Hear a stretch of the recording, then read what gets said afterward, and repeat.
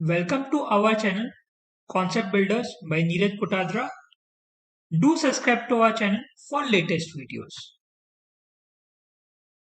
Hello friends. So today we will be starting with judicial pronouncements for IBBI valuation examination. Approximately this particular topic covers around 2 marks, and the level of this particular topic is very surprising in nature. We are not very sure that what kind of questions might come up from this particular topic. So, any judicial pronouncements that are there would range around somewhere between 30 to 40 pages, and it may extend up to around 60 to 100 pages also. So, virtually, it is not possible that you can cover 100% of this particular topic. So, what I have done is I have tried to summarize all the six case laws that we have in our syllabus, and I've tried to make it in such a way that most of the important concepts are covered. What can come in the exam, that is still a very big question by itself, but we will try to understand as much as possible with this particular video. So let's start this particular topic now. So the first case study that we have in our syllabus is Hindustan Liver Employee Union versus Hindustan Liver Limited and others. This was the case in year 1995. So before understanding any particular case, what we need to understand is to understand little bit history about what happened before this case. So basically, after independence, Tata Oil Mills Company Limited, that is Temco, was the leading FMCG brand in India. Okay, so it used to manufacture soaps and everything. But after 1970, that is around 30 years down the line, what happened was FDI had relaxed a few norms with which the companies from foreign could invest into India and could do business in India. So Hindustan Liver Limited came to India and started doing its FMCG business. It took around 10 to 15 years to establish itself, and what was its key strategy was to bring all the big actor and actresses in the media to make sure that they are promoting the product of HLL. So actors like Madhuri Dixit and all those were like involved into marketing of HLL. Because of this, what happened that Temco started losing its market share rapidly. And since 1990, what used to happen is they started incurring humongous amount of losses. So the losses were approximately 13 to 14 crores in year 1991, 1992. So as we all know that any big company who is incurring losses and its market shares are reducing drastically, they will not want to ever close down. So they will want to get merged with the bigger entity so that they also survive, and the possible shareholders also get some money of the investment what they have done. So similar to that, Temco had proposed a JV with HLL, but HLL did not agree to that particular JV. So after that, Temco proposed amalgamation with HLL, to which HLL as well as the shareholders of Temco both agreed. So to understand the capital structure of Temco capital structure was basically having two major shareholders. That is one which is like Tata. Tata was holding around 22% share, and ICICI was holding another 41% of the share, and remaining 37% was held by general public. Okay. So and in terms of your HLL was held 100% by Unilever, a London-based company. So nominal, so who basically raised the issue in this particular case? So issue was raised by one of the nominal shareholder of Temco and the employee federation of both Hindustan Liver Limited and Temco. So now the first question that comes to your mind is why Hindustan Liver Employee Union would raise a question. So see, whenever there is a merger that takes place, there is always a probability that we will cut short of the bad employees of either of the companies. Okay. So you will want to retain the best quality employees of both the companies, and the worst quality of employees, that people who are not performing, will generally get out of the business. So what was happening is the union of both the companies were feeling that what will happen to the employees in that particular scenario, who will stay, who will not stay, and which union will exist. So both the union had this particular thought in mind that if we close, then what happens to us, kind of a thing. So both the union had filed the case. One of the nominal shareholder had filed the case against the merger. So what were the basic grounds of filing the case? Basic grounds were like the statutory violation. There were like undervaluation of shares, procedural mismatch, and ignoring the effects of MRTP Act. So these were the certain grounds on which the case was filed. So what did the major ground, what was the major issue involved in front of the court? What method of valuation should be adopted to arrive at a proper exchange ratio? That is, there should be a single valuation method or there can be multiple valuation method. So none of the IVS or yeah anything does not stop us from using one single method or multiple methods till we are able to substantiate the way in which we have conducted the valuation. Second question which was involved was what are the problem faced when valuation is conducted in case of amalgamation of two companies. So these were prima facie questions that the court had to answer in this case. So now let's start to understand what exactly happened during this particular case. So Mr. Y.H. Malegam, senior partner in SR Bilemoria, was appointed to do the valuation. So he was a very reputed person. He was a former president of ICI and also a sitting director of RBI. So you can understand how much power he had and how much significance he had to influence certain things. Plus, he had such a brand value of himself also. So to raise a question on a valuation done by such a person by itself was a very big challenge. So let's see what did he do as valuation. So what he had suggested is he had suggested a exchange ratio of 15 shares of TOMCO for 2 shares of HLL. So उन्होंने क्या बोला था कि अगर आपके पास 15 share है टेम्को के तो आपको HLL के 2 शेयर मिलेंगे and to this both the board had agreed. Okay, the scheme of the amalgamation was also sanctioned by HLL. So now the objection comes in after this particular point where the scheme is also approved and the board has also agreed. Now both the nominal shareholders and the federation issued the problem in front of court. So let's see what are the points which the both the federation and the individual shareholders, nominal shareholder had raised. The first question was determination of the value was weighted by a CA and he did not perform his functions and valuation was in favor of HLL and hence was biased. So अगर आप upfront देखेंगे, if you upfront see this ratio that is 15:2 का ratio, it looks really biased in favor of HLL. Okay, but once you see the details of the number and the working behind it, you will really understand it was not biased. But upfront to a bare person who is not a finance graduate or not a finance professional, he might feel cheated. And any nominal shareholder who does not have too much idea about the valuation and all, he might raise questions against it. Second question that was raised was appointment of the valuer. As the question was that this particular chartered accountant, Mr. Maligam, was a director of TEMCO. So logically, आप मेरे को बताइए अगर आप टेम्को के director हो तो do you think आप ऐसा कोई वैल्यूएशन करोगे which will be not in favor of shareholders of टेम्को. So answer is clearly no. Now, so this particular point was irrelevant. Okay, this was completely irrelevant. Court also felt the same thing because if I am a director of Temco and I am giving a valuation which is prejudicial to the interest of the shareholder of the Temco, then how can I be told that I am biased person? So this particular point was dropped by the court also. The third question which was there, that interest of the employees was not taken care as one union would cease its existence on merger.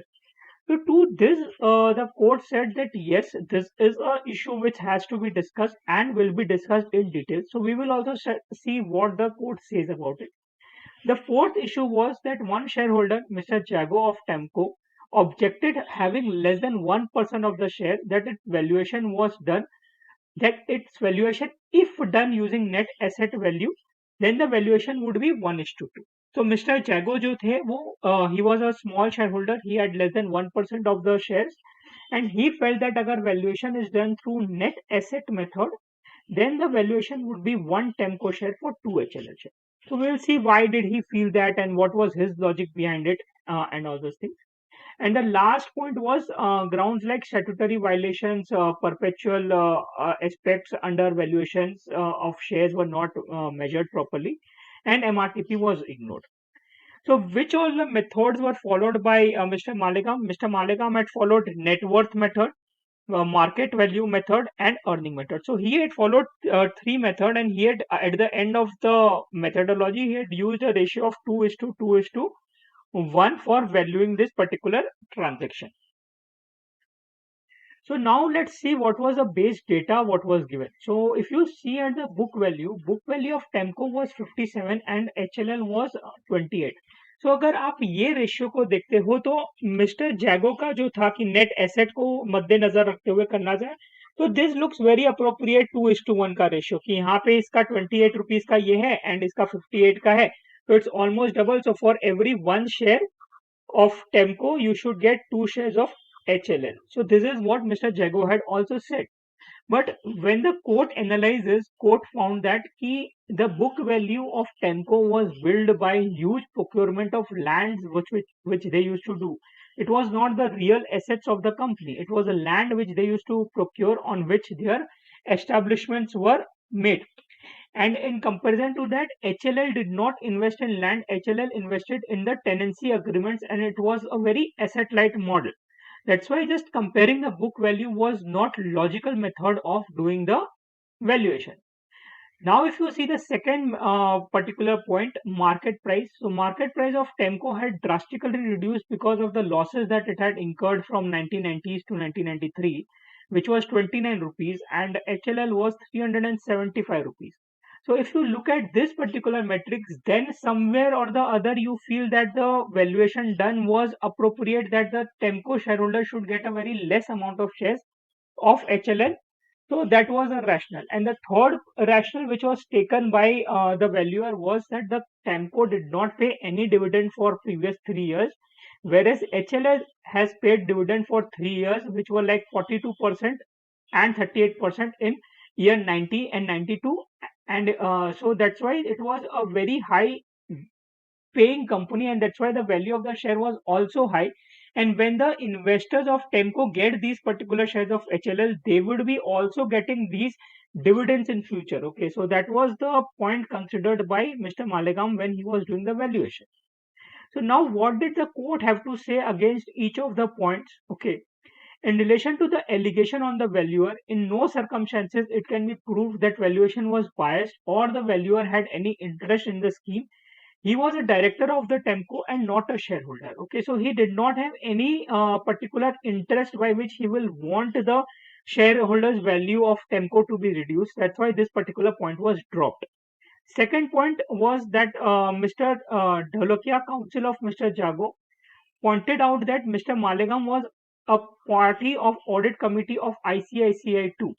And for that particular reason, in 1990s, what used to happen, that was there were a lot of hue and cry that the foreign companies are coming to India and they are taking over the assets of Indian company. So what did the court do just to safeguard itself from various other litigations? What did the court do? Court ordered two of the other big valuation entities to do the valuation of this particular company and see whether valuation provided by Mr. Malegam was correct or not. So A.S. Ferguson and N.M. Raji were appointed to cross-check the valuation done by Mr. Malegam. And apparently both these people found that the valuation done by Mr. Malegam was appropriate and there was no major or no mistake found in the valuation. So this particular point was also dropped by the court. Court let down certain principle in this particular case which are very important from your exam point of view. So the first thing what the court had to say was jurisdiction of the court is sanctioning a scheme of merger and not ascertain with the mathematical accuracy of a particular transaction. So court said that its work is to say whether this merger should happen or not. It does not have a say over the mathematical accuracy for determination of the mathematics. It will not sit there and do a arithmetical test whether 2 plus 2 is equals to 4 or something like that. The court does not exercise an appellate jurisdiction. It exercises a jurisdiction of soundness and fairness. What does it mean? The court will not just go into any mathematics without a possibility of a fraud or a error or a mistake kind of a thing. If you just bring a case against somebody and you are unable to prove that there is a biasness or there is any mistake or something like that, then court will not go into further details of that. It is not required to interfere only because the figure arrived by the valuer was not as better as it would have been if another value method was adopted. So court clearly said that अगर आप मेरे पास ये सोचकर आते हो कि आपने X method use किया और आपका वैल्यूएशन 100 रुपया है और आप अगर Y मेथड यूज करते आपका वैल्यूएशन 200 रुपया आता तो आपको Y यूज करनी चाहिए. तो court said that is not my department. My department is to see whether merger should happen और नॉट. ये सब चीजें जो है कि कौन सी मेथड यूज करनी है, कौन सी मेथड यूज नहीं करनी है, मैथमेटिकल एक्यूरेसी क्या है, वो सब मेरा रिस्पॉन्सिबिलिटी नहीं है. वो सब आप लोग का रिस्पॉन्सिबिलिटी है. It should be done by the chartered accountant. It has done by a chartered accountant. उसकी वैल्यूएशन के तरीके में आपको कोई फ्रॉड नहीं मिला है, कुछ गलती नहीं मिली है और दो चार्टर्ड अकाउंटेंट लोग ने उसको करेक्ट बोल दिया है. तो I will not look into that particular method. Court obligation is to certify the valuation was in accordance with law and it was carried out by independent body. Now you can say कि sir how it was an independent body, वो तो मतलब director थे. This is a case of 1995. At that particular point of time India में independence and related party and all those things was not very well governed. Okay, तब ना इतने valuation standards थे. There was nothing much. Okay, so in that particular scenario this was considered as independent and court approved it. The next thing what court said that कि मतलब अगर majority of the people are okay with this particular valuation then why a minority should have a problem. What does it mean is कि 95% of the shareholders were okay with this particular valuation. Okay, so it said that since 95% of the shareholders who are the best judge of their interest and are better conversant with the market trend agreed to valuation determined, the court declined the inference for the small valuers, small shareholders. Sorry. So in case of amalgamation, a combination of all or some of the method may be adopted for the purpose of fixation of exchange ratio of the shares of the two companies. So this also court only agreed that in case of amalgamation, if a valuer uses more than two method, that is also appropriate and considered correct. The exchange ratio determined cannot be considered as Malaproid merely on the fact that the exchange ratio is calculated through combination of three well-known methods, that is net worth, market value and earning method. Post that what court had to say that the specific valuation was done, there were three methods used and majority of shareholder also did not have a problem, then why minority will have a problem. It further said that a financial institute holding more than approximate 41% of the share of the transferor company did not find any fault in valuation of the share. The court could not interfere more than that. Matlab, the court even went ahead to check with ICICI whether there is any chance that there is a issue with the valuation. ICICI also got the valuation checked and they also did not find any issue. In relation to the issue of employees, so यहाँ पे court ने क्या बोला, this is very interesting. Court ने बोला कि yes, your point is valid that there can be issues that some people will get fired or one of the employee union will get closed and something like that will happen, but that is a futuristic thing and such kind of things happen as a part of every merger. So court said that it cannot sit today and predict what is going to happen. But what it can do is it can tell the valuer to cross check whether all possible liabilities for these employees have been taken care in the books of accounts as well when the valuation was done. So this was cross checked and the auditor also confirmed that these particular things were taken care by the valuer.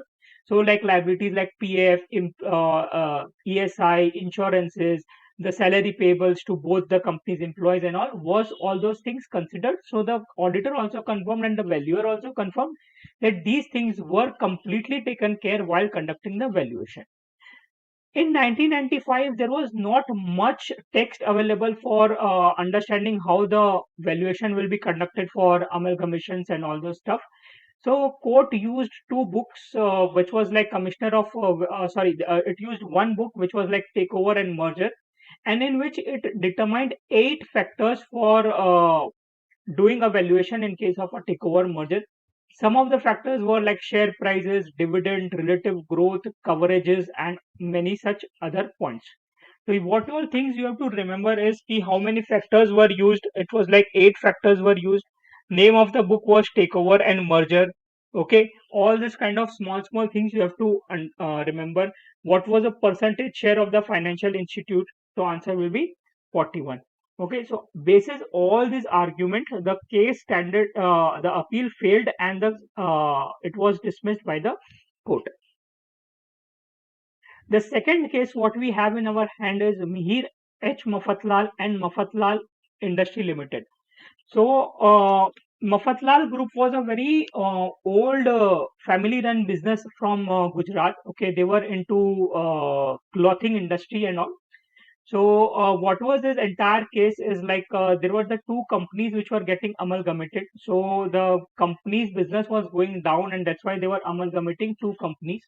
The scheme of amalgamation was also agreed by both of the board directors of both the companies, and it was submitted to the court for approval also. One of the director, whose name was Mihir Mafatlal, okay, he approved the particular case as a MFL ka director. So as a director, he has agreed to the particular transaction, but as a shareholder of MIL, he had certain issues which we will understand when we go to the next slide. MFL located in Mumbai and moved to Bombay High Court for approval and sanctioned the same. MIL was located in Ahmedabad and approached Gujarat High Court. Mihir Mafatlal did not object the particular transaction as a director, but he objected it as a shareholder. The exchange ratio determined was 5 shares of MSL for 2 shares of MIL was suggested. What Mihir Mafatlal said that Mihir Mafatlal had a viewpoint that 6 shares for MFL should be issued for every 1 share of MIL. And he did not have any specific grounds to say that why this particular mathematics of 6 is to 1. For mathematics of 5 is to 2, which was determined by a valuer, they had a valuation report and all. But what Mihir Mafatlal was stating, there was no specific background to particular thing. Mihir Mafatlal had never bothered to be personally remain present in any meeting of the equity shareholder for pointing out the unfairness of the determination of the exchange ratio. So one thing has to be looked upon is court will look into your case, court will listen to you. But if the court at any point of time feels that if you had an appropriate opportunity to oppose a certain thing when you were asked or when you could, then why you didn't do that? So as a shareholder in the shareholder meeting, Mihir Mafatlal had got complete fairness to oppose this particular transaction, but he did not do in the meetings. He did directly with the court. So at times court takes offense of such kind of thing because for court timing is very important. We know that in India there are so many cases in the court and court does not want to waste time where these particular things could have settled offline also. So now let's see certain numbers which are there in this particular case. Scheme was approved by 5,298 shareholders holding 19,36,000 shares, and it was objected by 143 members holding 86,000 shares, majorly friends and family of Mihir Mafatlal.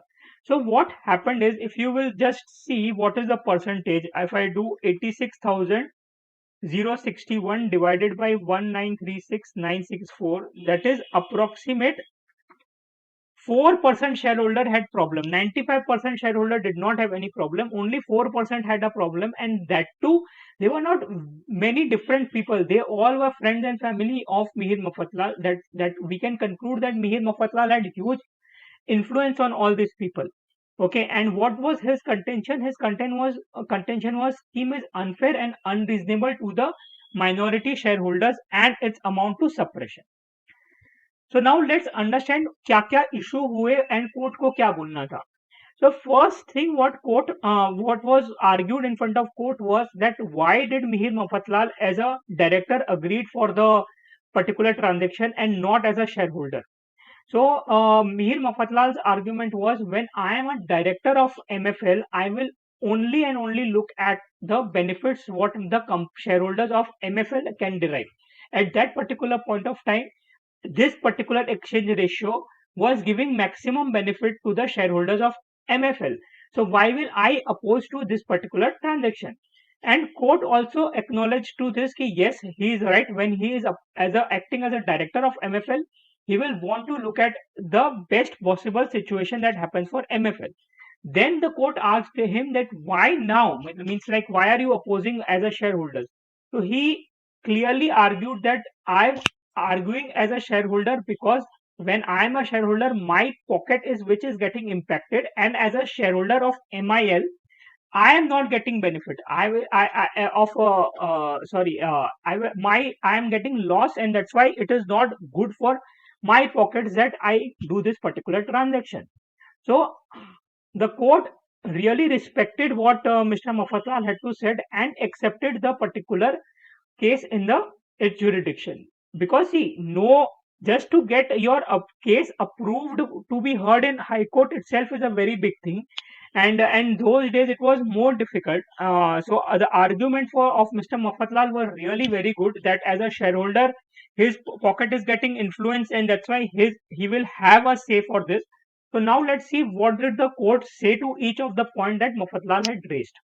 The first point was it is not for the court to substitute the exchange ratio when the exchange ratio of the share of the transferee company to be allocated to the holder of the shares the transferor company has been worked out by a reputed valuation firm.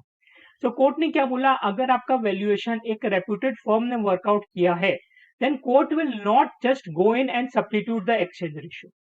Secondly, no mistake can be pointed out in the said valuation. अगर कोई mistake होती तो फिर भी court interfere करेगा, but अगर कोई mistake नहीं है then court will not interfere. Thirdly, what it said that same has been accepted without demur by the overwhelming majority of the shareholders of the two companies. Court also said that यहाँ पे भी दो majority has already accepted it. 95% of the shareholders have already accepted the valuation. Then why will it look into much more details of this? Court has neither the expertise nor the jurisdiction to develop deep dive into the commercial wisdom exercised by the creditors and the members of the company. तो court ने क्या बोला कि यार commercial wisdom जो होता है कोई चीज का वो उस पर्टिकुलर कंपनी के मेंबर्स और क्रिएटर्स से बेटर कोई नहीं जानता. तो अगर उन लोग को प्रॉब्लम नहीं है, 95% of those people don't have any problem, then why will I have a problem? Consequently, the company court jurisdiction is to extend ferical and supervisory and not appellate. Matlab they are more of a supervisory kind of a people, and they will not go into appeal on the grounds of just mere substitution of the exchange ratio. The Supreme Court further held that the valuation of share is a technical and complex problem which can be appropriately left to the consideration of the expert in field of accountancy. So this was a very landmark dialogue which was passed by Supreme Court, that this is a particular valuation of a share is a technical and a complex problem, and it should be appropriately left in the hands of expert in the field of accountancy. Supreme Court also said that the courts are like an empire of a game of cricket who has to see both the teams play the game according to the rules, but subject to how best the game is played is left to the players and not to the umpires. That is, key creditors and the members know their best. Court can only look at the scheme and fairness of the ratio. They cannot go and substitute the ratio just mere because some other method could exist. Without pointing out any issue in the valuation, just an arbitrary ratio cannot be accepted. So here Mr. Mafatlal had suggested another ratio of 6:1, but court said that there is no particular logic behind why Mr. Mafatlal is coming up with this ratio. That's why it just cannot be considered.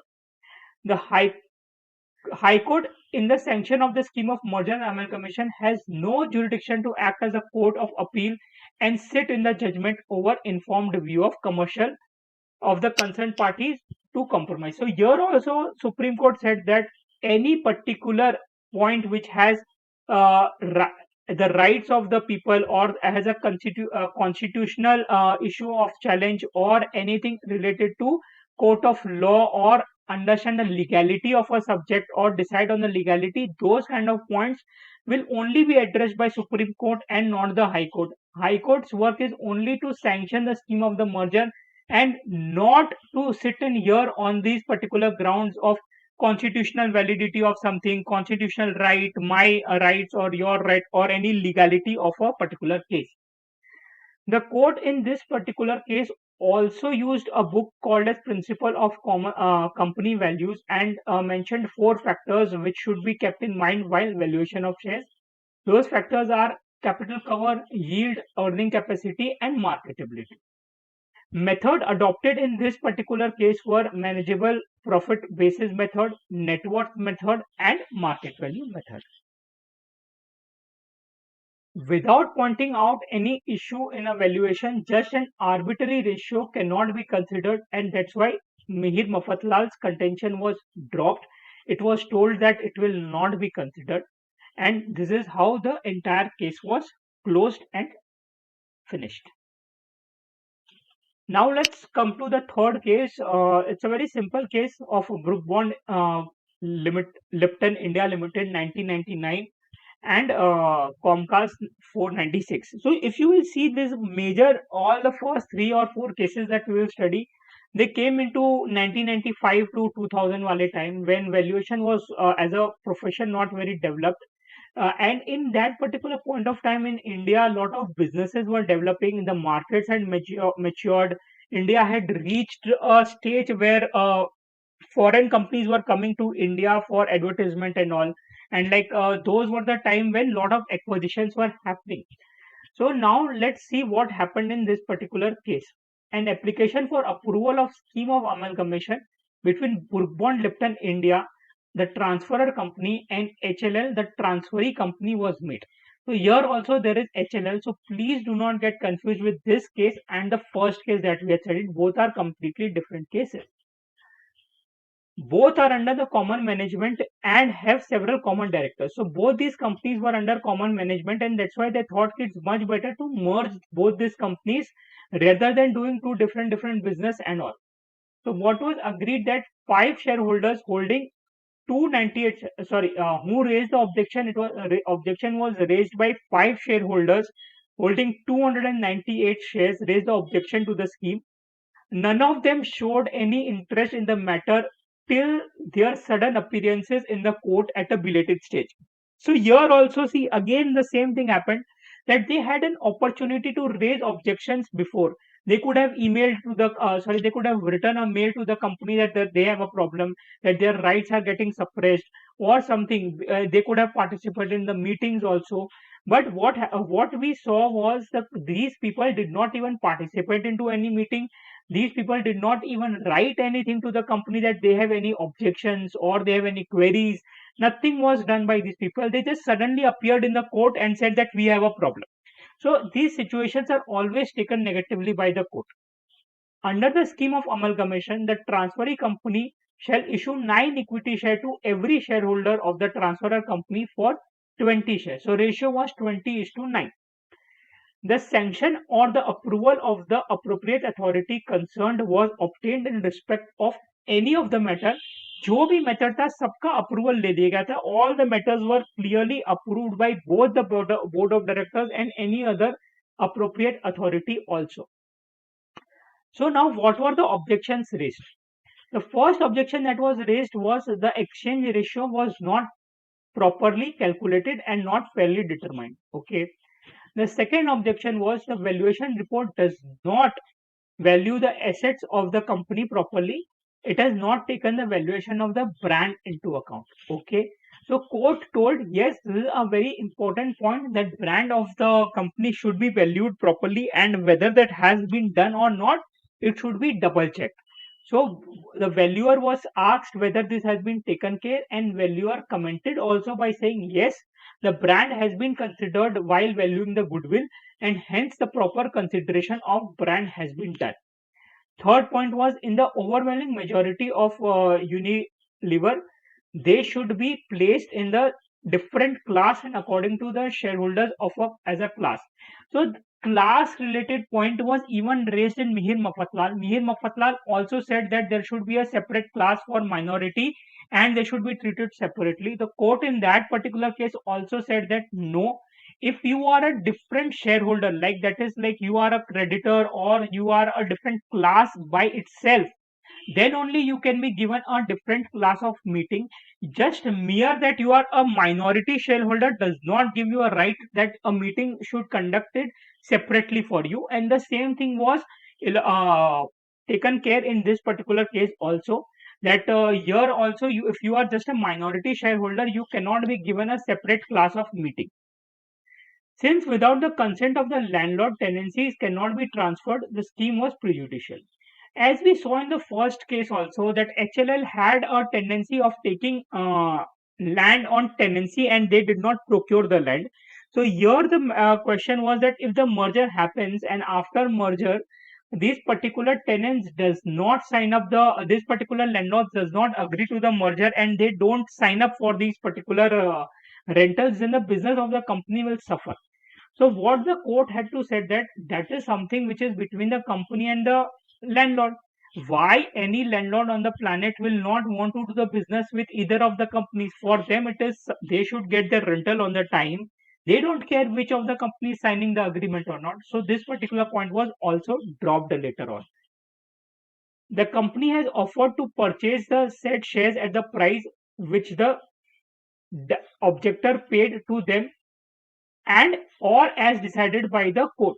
So the company told that if you five shareholders have some problem with the price and all, if whatever price the court decides, we are willing to pay you that particular price and buy back your shares also. The company offered this particular thing to the shareholder also, but those shareholders were not willing. They just had to raise some objection.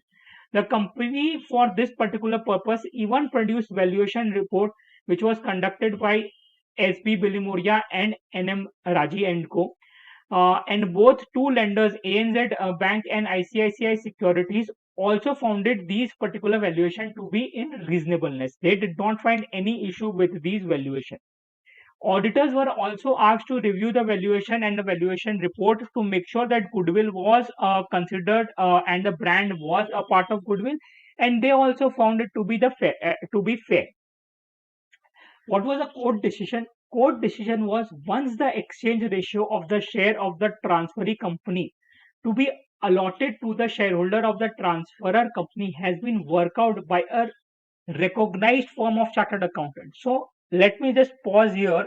In Mihir Mafatlal case, you would have seen there it had was just mentioned that by a firm of accountants. अगर आप यहाँ पे जाते हो, in case of Mihir Mafatlal case, okay, here it is mentioned that consider expert in the field of accountancy. So see, you have to understand the difference of the wording in both the cases.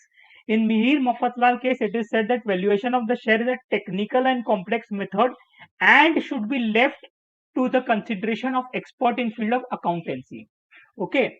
In Brook Bond ka case, it has been said that once the exchange ratio of the share of the transferee company to be allocated to the transferor company has been recognized and worked by a recognized firm of chartered accountant. Here the word chartered accountant has been used. Here the word only accountant has been used, who are expert in the field of valuation, and if no mistake can be pointed out in the said valuation, it is not for the court to substitute the exchange ratio, especially when the same has been accepted without demur by overwhelming majority of the shareholder of the two companies, or to say that shareholder in the collective wisdom would have not have accepted the said say, exchange ratio on the ground that it will be detrimental to the interest.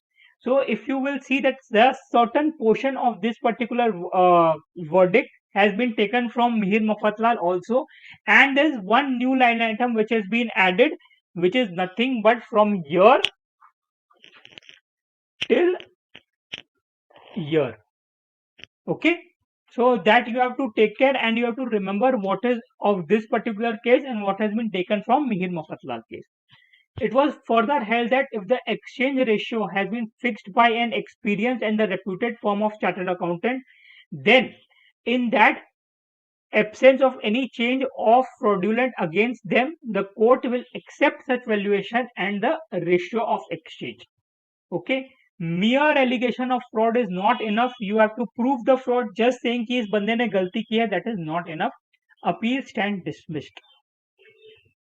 So now fourth case, what we have is Dr. Mrs. Renuka Dalta versus Solvay Pharmaceutical Company. So Solvay Pharmaceutical Company was a foreign brand. They came to India, and this was a time when a lot of acquisitions were happening, and they also wanted to acquire certain shares of Mrs. Renuka Dalta and her husband.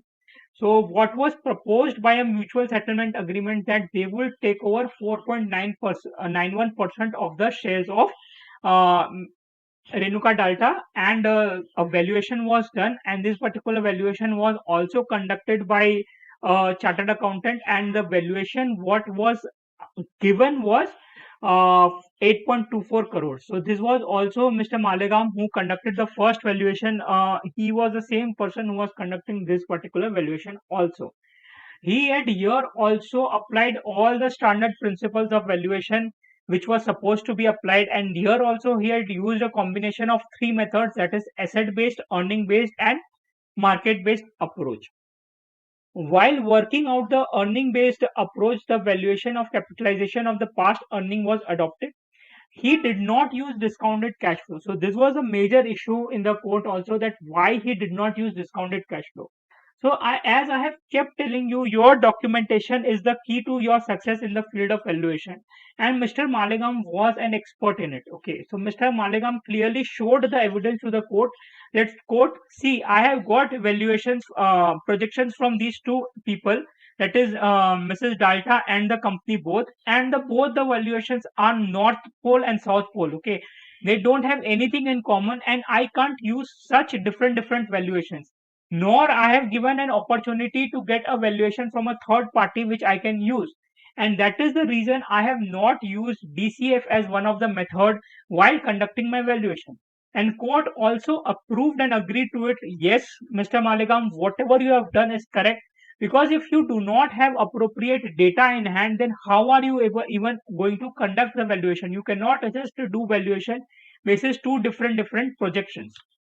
Since the value of the company business would be more influenced by its earning value, a higher weightage was given to the earning value as compared to the asset value. So he gave two-third value to the earning method and one-third to the asset method, and he justified that in his report also with proper methodology.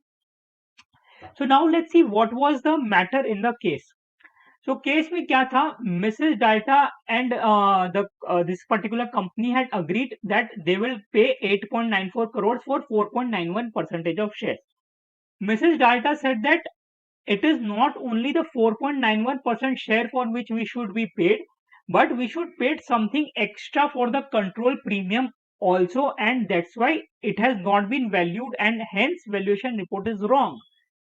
The court asked the same question to Mr. Malegam, that why has he not considered the control premium, because the contention of Mrs. Renuka Dalta is that they were holding this particular shares, and more than their holding was more than 25%, and that's why they should get a control premium. So Mr. Malegam said that, sir, I am a person of documents, and the document, that is the settlement document given to me by both the party, does not say anything about the control premium. If there was a statement that there is a control premium or it has to be accounted for, I would have considered it. But the document that has been given to me does not consider anything for control premium. When court went through that document, court also found the same thing, that there was nothing mentioned about the control premium, and that was just in the head of Mrs. Renuka Dalta, that they should be paid something additionally for the control premium. So the court said that if you wanted a additional premium or something like that, then you should have got it properly documented in the document that was submitted, and you cannot ask for that now. Now the valuation has been done, and it has been done in accordance with the document provided by you. So there is no scope that we can revise the valuation and the control premium can be added. The second thing, what was the point was about the DCF, which we already discussed. The court also said that the valuation methodology applied by the valuer is completely correct. If he would have got projections which were appropriate and correct from either of the parties, then he could have used it. But both the projections were very different from each other, and hence he could not use the particular valuation. The court's decision क्या था? If the valuer applied the standard method of valuation, considered the matter from all appropriate angles without taking into account any irrelevant material or excluding from consideration any relevant material, his valuation cannot be challenged on the ground of being valued by on a fundamental errors. तो अगर उसने आपने as a valuer सारी चीजों को ध्यान रखा है, you have taken consideration of all possible things which are there, and you have not done any major any kind of fraud, okay, then your valuation cannot be questioned just on these fundamental errors. The court sanctioned this particular transaction, and also said that even when finally attaching to the decision of the valuer, the court could still infer if the valuation was on the fundamental erroneous basis. Court still said कि अगर आपने मेरे को यहाँ पे कोई fundamental error या फिर तो कोई मिस्टेक या फिर तो कोई फ्रॉड दिखाया होता, तो I would have still considered the appeal, but because you have not considered any such kind of a thing, court again quoted the same thing what it said in the first case of Mihir Mafatlal, that it is better to be left at the consideration of the field of accountants and not brought to the court. The fourth case that we have, so now we will take up the fifth case, Dinesh Vijayalal Lakhani versus Paris Davis India Limited 2005. So basically this case was again a amalgamation case. An application was made to the Bombay High Court for approval of scheme of amalgamation between Paris Davis India Limited Transferor and Pariser Limited Transferee Company. Board of the director of the both of the companies had agreed for this particular amalgamation, but there was certain parts like there were like Mr. Lakhani was one of the board of director of the company, and he had certain issues with this particular case. So let's understand कि हुआ क्या था इस case में. The proposed scheme of amalgamation provides for a exchange ratio in pursuance of which, upon the scheme becomes effective, the transferee shall issue and allot 4 equity share of rupees 10 each to the equity shareholder of the transferor, whose name appear in the register of the member on the record date, for every 9 equity shares of rupees 10 each held by the transferor. The proposed exchange ratio was worked out by N.M. Raji and Co. and S.B. Bilimoria and Co. The board of directors of the transferor and transferee have accepted the suggested ratio. So there were two CA firms which were valuation firms which were appointed to do this particular transaction, and both of them had suggested a valuation ratio, swap ratio of 10 is to 9. Sorry, 4 is to 9 ka ratio they had agreed. Okay.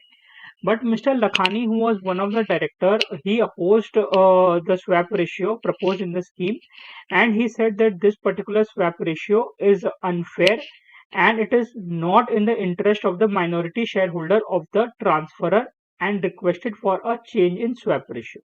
So basically, if you will see that this case also somewhere or the other hints that there was a baseless claim made by a particular person stating that there should be a different swap ratio which should be used for the betterment of the transaction. So as we have understood before also, that court will just not merely substitute the swap ratio or the valuation because some other method or some other calculation supports the betterment of somebody. Okay, so if the majority has approved it, all the directors have agreed to this kind of an exchange ratio, then court might not look into it. So now let's see what happens. Also, they raised the issue that the valuation and the board of directors there was some issue which they also raised in terms of independence of the valuer also. What did court has to say? The court said that court will not interfere only because valuation adopted by the valuer may have been improved upon by the another method being adopted. So as we discussed, court will not interfere if just a mere changing of the method helps you to achieve a better valuation. Court will not interfere that. Court is neither a valuer nor an appellate forum to reappreciate the merit of the valuation. The court again reiterated this particular fact. Court had to ensure that determination should be not contrary to the law or unfair to the shareholder of the company which has been merged. So court का उतना ही काम है खाली ये देखना whether the scheme of amalgamation is correct or not, which court has determined. Court has said कि उसमें कोई गलती नहीं है.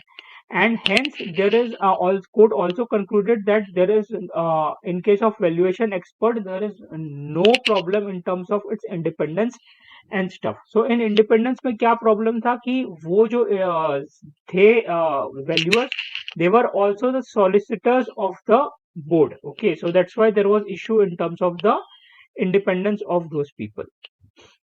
Lastly, and I think so, one of the most critical case that we have, because lot of things were discussed in this case, GL Sultania and another versus Securities and Exchange Board of India. So basically, this is a case which involved a lot of family settlement. So there were three brothers, and they belong to a family called as Somani family. And there was a lot of issue which happened between all the three brothers, and two brothers decided that they will take over the shares of one brother. So let's just assume कि तीनों का equal share था 33% each, and if two are acquiring 1% 33 shareholder, so that is they are issuing more than they are acquiring more than 25% of the share of 1%. So now what happened is these were like family run businesses and they did not have too much legal consultation and all those stuff.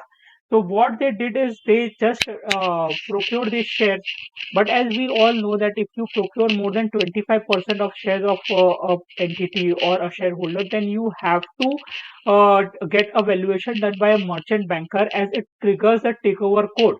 Okay, so how what happened is the SEBI came into the picture as it was a publicly listed company, and it's told that because the practitioner has taken over more than 25% of the shareholders, we need to have a valuation done by merchant banker, and takeover code has to be serviced and respected. So valuation first was done by Deloitte, which was appointed by merchant banker, and they got a valuation of 43.02. SEBI appointed another valuer, and that particular valuer did valuation with two different methodologies.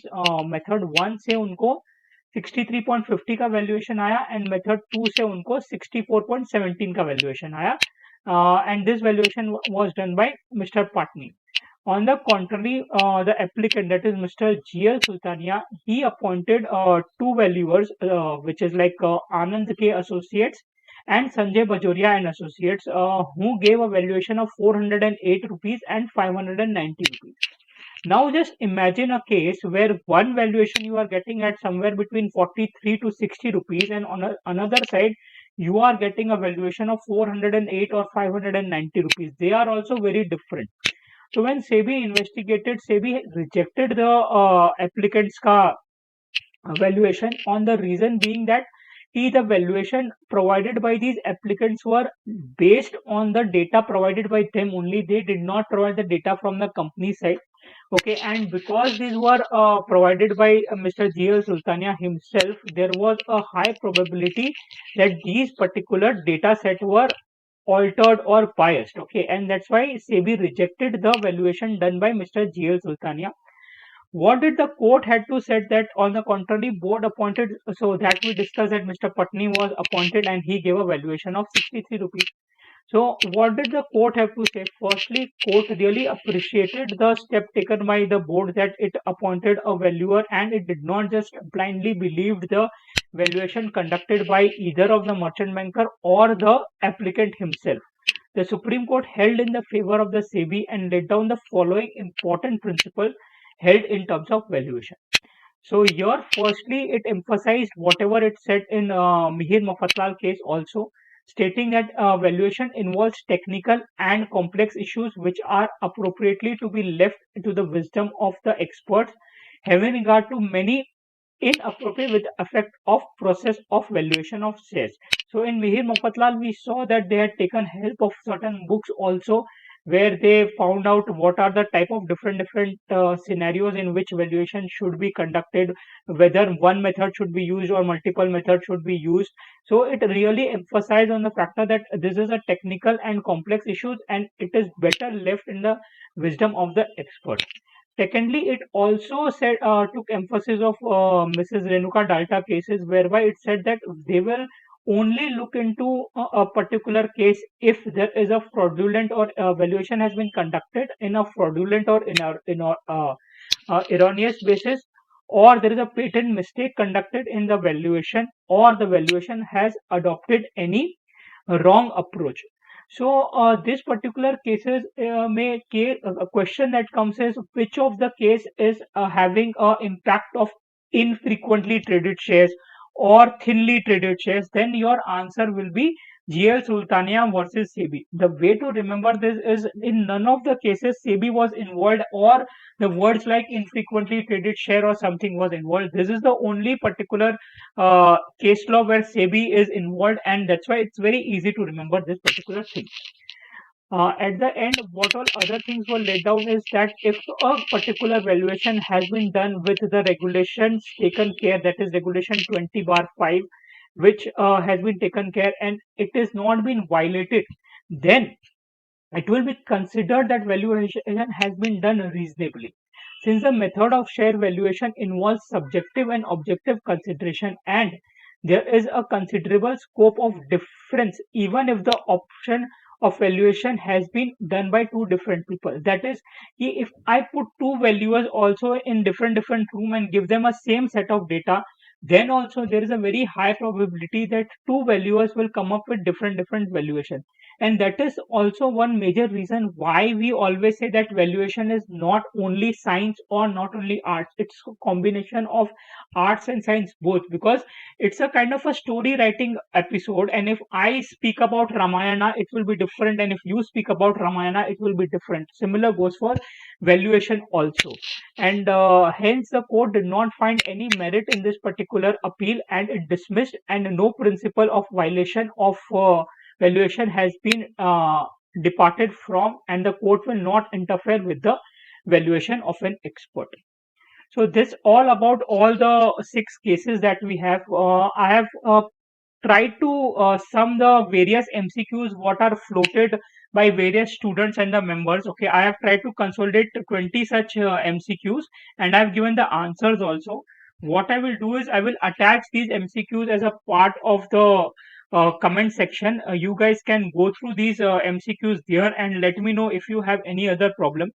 I will also attach the link of the bare text of these particular six valuations and valuation case laws. And you guys, if have time, you can read them. They are very simple to understand. They are always bifurcated in various sections, so you guys can easily understand them.